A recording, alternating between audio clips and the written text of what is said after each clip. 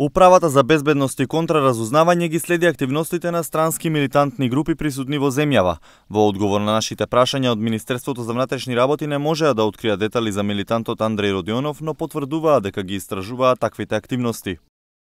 Сите екстремни, радикални и особено активности поврзани со странски милитанти се во надлежност на Управата за безбедност и контраразузнавање.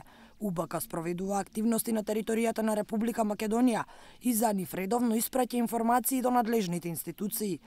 Согласно законот и заради заштита на ресурсите, не се споделуваат детали за актуелните активности на службата. Ваков одговор добивме од полицијата на прашањата за Сдруженијето Русов и неговиот лидер Андреј Родионов, проруски милитант учесник во борбите на Крим, а кој честопати престојува во Македонија.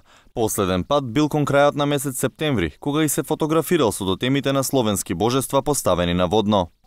За неговите активности во земја веќе недела дена не одговараат руските дипломатски представништва. Во меѓувреме пак тој самиот реагираше откако еден ТВ ја објави историјата за проруски милитанти и нивните активности во Македонија, но не одговори на нашите директни прашања. И овој црн пиар е пиар преку кој македонците научија за нас, а веќе многумина ме контактираа. Штом непријателот сака да ги оцрни нашите дела, знаеме дека сме на вистинскиот пат. Славјани, не заборавајте, сојузот со Русија и нејзиниот народ е сојуз на Бог и вечен живот. Напиша тој.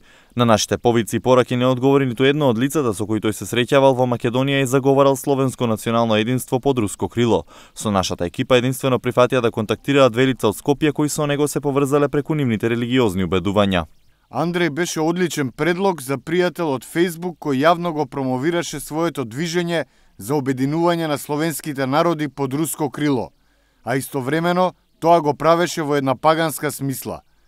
Целта на движењето не е тајна. Можеш едноставно да го прочиташ манифестот онлайн.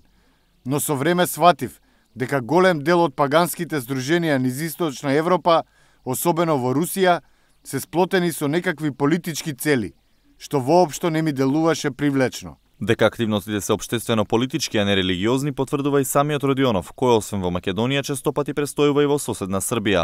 Родоверството од друга страна пак како неопаганско верување организирано делува во Русија, Полска, Украина и Бугарија, а неговите корени според одредени истражувања водат до советските власти, кои во 50-тите години од минатиот век финансирале обновување на славјанската култура како дел од антирелигиозната кампања.